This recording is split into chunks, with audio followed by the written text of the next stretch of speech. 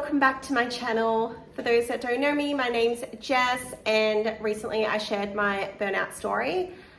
Today I want to touch base on the 8 steps I took that helped me recover and that I go back to whenever anything gets a little bit too hard for myself. I do find with burnout you can have relapses, so these steps really help if you do feel like you're having that happen again. I do want you to know that this is my story, my experience. I'm not a doctor, not a psychologist, just someone that went through a really hard time, and I really want to help people feel better and feel more like themselves. So let's get into it. So step 1 of recovering from burnout, I pretty much use this time to completely rest. So step 1 was cutting back all the layers. Everything that I had been doing, everything, I just completely stopped it and went back to basics. I took time off work. I focused on resting. I really found the fatigue that I had with my burnout. I couldn't sleep it off. I just had to give myself time. And with that time was really not giving myself extra jobs to do, not doing extra things around the house, just doing the basics that I needed to do. So that would be resting, having my water, eating, having a shower. And I literally did just stay at home. I didn't even leave the house. I was really fortunate to have groceries delivered to the house. If I needed anything extra, my husband would do that for me. I did buy up on microwave meals just to feed my kids. I got the microwave veggies, I got the microwave meals, I got the most nutritious meals I could get for them. But just so I didn't have extra jobs to do and could really use that time to focus on myself and rest. Step 2 was after I'd had my initial rest time and felt like I was feeling a little bit more like myself, I slowly added on to my routine. That would be as simple as going for a walk or stepping back into work. But what I'd do is I'd go to work and come home and go to step 1, where I would just relax at home and I wouldn't take on anything extra. I just sort of kept it back at those basics. So obviously we needed income, I needed to earn money, but I also needed to make sure I was getting myself better. So focusing on making sure I got that rest was really important to me. So sometimes it's hard to give up everything, but you've got to do it for yourself to get yourself back to normal. I know my kids had afternoon activities and we just put those on hold for a month just so I didn't have to rush home, get them to the activities, come, go to the gym, do all this. I just sort of did things in my own time and added on as I felt I could, and making sure you take anything back that you feel like you've taken on too much again, peel the layers back. It's the best advice I can give. That worked for me. So step 3, this is a hard one, especially if you're like me and love to take on a lot, which is probably why I got burnout, because I'm a high achiever. I like to do a lot. I like to achieve a lot. You've got to learn sometimes just to take a step back. And that does take a little bit from the previous step I was saying, where I peeled those layers back and I didn't add on where I didn't need to. But learning in social situations too, when to say no, learning when to say no in a work situation. Your boss may say, can you do this, this, and this? No, you don't need to give an explanation as to why you said no either. You are allowed to say no, and just don't take on extra where you don't need to. I found that really helped, and it's a skill that I worked on really well. I feel like today in the present, I'm doing amazing. I only take on what I need to. My priorities have shifted And I do think doing all these steps today that I have given you, this one is something you will take on long term and will really help avoid you feeling that fatigue and burnout feeling. All right, so number 4 is it just takes time. Everyone's recovery is going to be really different. I've had friends that have had burnout and a long weekend off was enough for them to recover. For me, I actually had to take 4 weeks off work completely. And even after that, I peeled those layers back and still didn't take on a lot of things. I would have to say it's been December, January, February, March. It's been 6 months for me since I initially got diagnosed with burnout from my GP. And now the last 6 months, I would say I'm only just starting to really feel like I'm going on a right track. I've also found it quite, as hard as it was when I was in the thickest part of burnout and the recovery has been really tough, I feel like it was almost meant to happen so then I could figure out who I am now.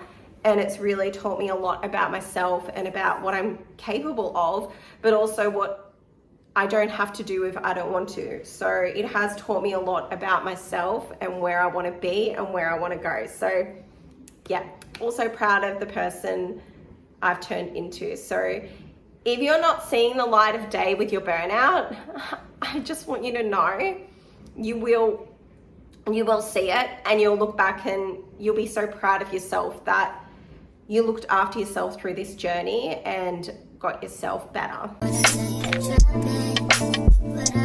So step 5, the one thing I wouldn't do before I had burnout was block in rest time and fun time. So however you plan your days, your routine, I use a diary. I have my paper diary and I love it. It's a Steph Phase planner and I've bought her diaries for the last 3 years, and I literally block in time for fun and just to have a little bit of rest time. So on a Sunday, I'll book in my rest time. So I'll have coffee, read a book, and I'll book in 2 hours. If I want to go out with the kids on the weekend to the park, I'll block it in 2 hours park, or if a date with my husband, I'll block that in. I love going to the shops by myself, so I'll block in my grocery shopping time. I love that. I grab a coffee, I get the groceries. I love food. I love creating nice meals, so that's something that I do. Find what makes you happy and block in that time. We're so quick to book in time for work or appointments or things for other people. We don't block in that time for ourselves. I really feel if we do that, then we'll help avoid this burnout situation happening again. Number 6 is, after you have followed the other steps I've given you and you're starting to feel a little bit more like yourself, really focus on those 4 most needed human needs, I guess. Our sleep, nutrition, exercise, and social. Because I can guarantee you, your sleep is going to be all over the place in the first couple of months, depending on how severe your burnout is. At the beginning, your sleep is going to be all over the place. Your nutrition, you just need to eat what you feel like. Your exercise, you may not even want to do that. Socializing, that was the last thing I wanted to do. But these 4 things are the most important things that you need to function as a human. And we probably weren't doing those properly if we ended up with burnout. So once you start to feel a little bit better, sit there and sit with someone, sit with yourself, write down different ways. How many hours sleep do you need? I know some people need 7, some people need 9. So write that down, write down your schedule. Start working in your nutrition. What does your food look like? That would be your ideal food, your healthy food. Write down what your exercise looks like. Maybe you want to start off with 1 walk a week or 1 gym session, build it up. Maybe you want to start a workout plan on an app, or you know, at the gym, who knows? Just start to work it in like that. Start adding in those social events. I really found just going to the movies with someone, I was still being social, but I didn't have to think about talking all that time. You could go to the movie and have a coffee afterwards. It wasn't talking for hours at a dinner or a lunch. I found it a lot easier that way. So let's focus on those 4 basic needs once you can. So come up with a sleep schedule, good nutrition plan, come up with an exercise plan, and a social plan as well. Let's keep those going and help avoid those going to the slide again. You know, we don't want to let those all go and only have 4 hours sleep a night and eating takeaway and not exercising and not talking to other people, because that's how we can fall back into this burnout and feel pretty awful again. 7, let's keep ourselves in check. So making sure that we are our priority, making sure we go to the doctor, we're getting bloods done, making sure we're on top of that. So, you know, making sure you're keeping on top of those health conditions that can cause you to feel yuck, which can also not help with burnout. So my iron was low. I've been taking iron tablets, and I'll get checked up again every few months just to make sure it's getting there. It's slowly creeping up. But I think I'm nearly at a point where I need an iron infusion. So that's going to help me feel a lot better too. You could do weekly check-ins. You could do monthly check-ins with yourself. Reevaluate yourself at the beginning of every month. I know that's a really great way to track things. New month, how have I been the last month? Write it down. Check how you were those other months. What have you been doing that's working? What have you been doing that's not working? I actually really love journaling and keeping track of myself. I did notice when my burnout got really bad, I stopped doing that, and that's really sad. I lost track of myself. So let's keep on top of ourselves, keep yourself in check, make ourselves the priority. All right, so step 8 is, when in doubt, just stop. Stop everything you're doing. Have a day off from the world. Call in sick to work. I do believe that mental health issues do not get recognized enough as sick leave. Your work don't even need to know why you have the day off. You only need, I don't know, any other countries are different, but in Australia, if you're sick, the medical note just says, so-and-so is suffering from a medical condition. It doesn't have what the medical condition is. You can have that day off. So you can go to your GP, you can get a doctor's letter. Leave the house messy. Don't do the washing. Just stop. I think we just got to take a lot more care of ourselves. And as I was saying earlier, my sort of personality loves to take on too much. And I know a lot of other people do that as well. We get stuck in these jobs too that can be very toxic. So a lot of my burnout was from a corporate culture, toxic environment that didn't help.